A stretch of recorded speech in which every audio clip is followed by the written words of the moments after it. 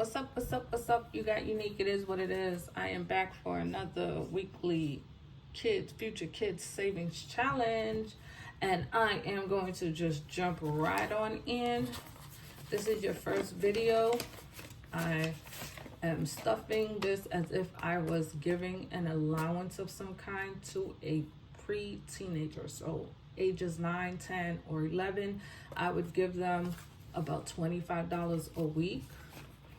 Pending they did their chores and took care of their responsibilities, as long as they were doing what they were supposed to do, I would teach them basically how to manage their money so that way they could learn young instead of figuring it out like a real adult like I did, and that was not fun. So I am going to add two fives, which is $10 for this week.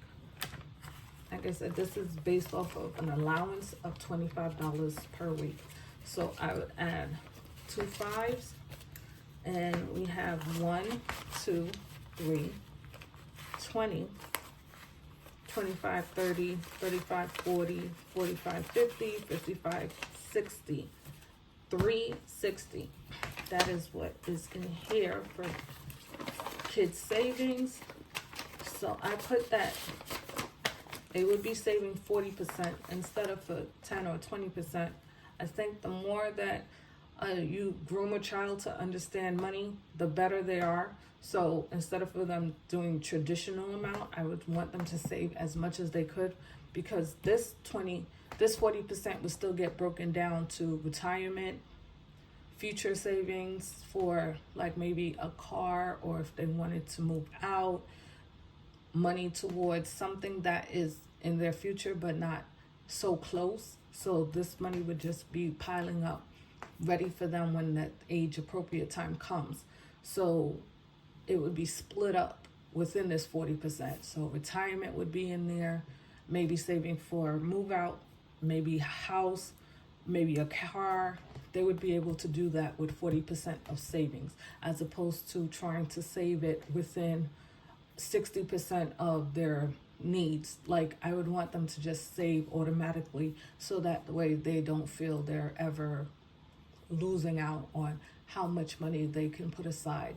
Because I feel like, honestly, if you could teach them to live off of 50% altogether and they save 50%, hey, I mean, that would be amazing. So I'm just doing it this way, where I'm teaching them to save at least 40%, and then they would break it down accordingly, like future retirement, investments, and maybe, like I said, something special for themselves. Maybe a car, maybe move out, maybe a house, or maybe everything.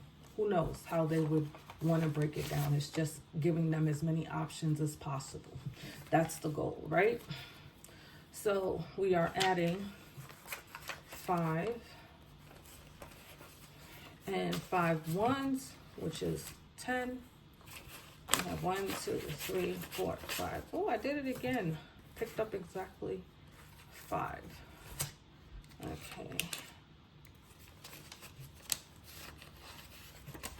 Okay, I don't know why the money keep putting it backwards for some reason. All right.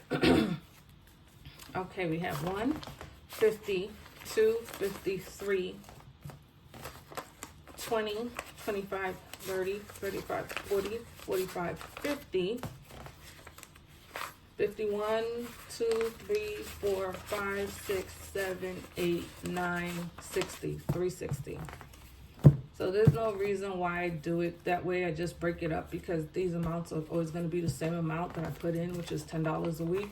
But it just makes the count a little more funny for me to just have a different denomination. I don't know why I put it that way. Let me put it this way. Why are you having a hard time going through now? Because the money is not together. Maybe that's why. Okay, there we go. Yeah, I need to look into getting a folder or a book binder for this. And for this one, for kids wants, this will just be for whatever they want to do. Hang out with friends, buy themselves a piece of clothing, anything that kid might want. That's what wants are for. So we are adding $5 to kids wants.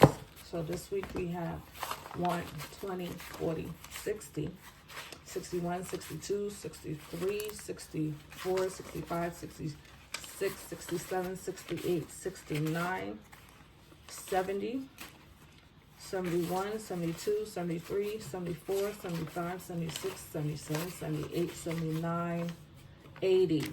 So 180 is in kids wants. So this is what I normally do. See how all this is 21s.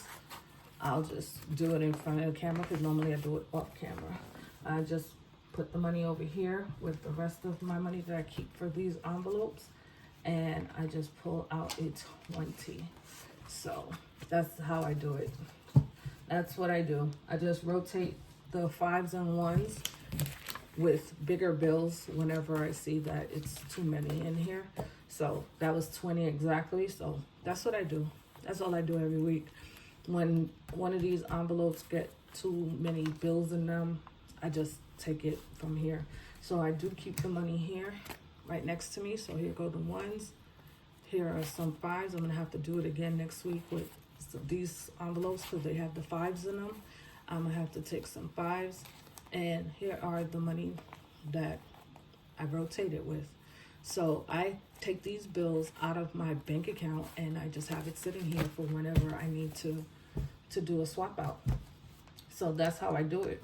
So randomly, I take money out. I don't have any set date, time, or anything. I just, whenever I see I'm running out of 20s, I'll do it. When I run out of 100s, I do it. So I just did it the other day because I ran out of 100s. So I just did it. And I just took the money, about $200 out of my account, just so that I could have $200 bills extra. And I have a good amount of 20s. So yeah, so it should be a good little while before I have to do that again. So that's why I said I just pull the money out of my savings account. My regular savings, not my high yield savings, but my regular savings, I just pull the money out and just do that. I rotate it. Like I said, I haven't had to make change to pull money out for a few months now. So I go a good while with the amount I have sitting here. So I would say at least every 5 to maybe 6 months I can go before I have to pull money out of my account, which is not bad. I'm fine with that. But that's what I do. That's how I do it. So thanks for watching. Laters.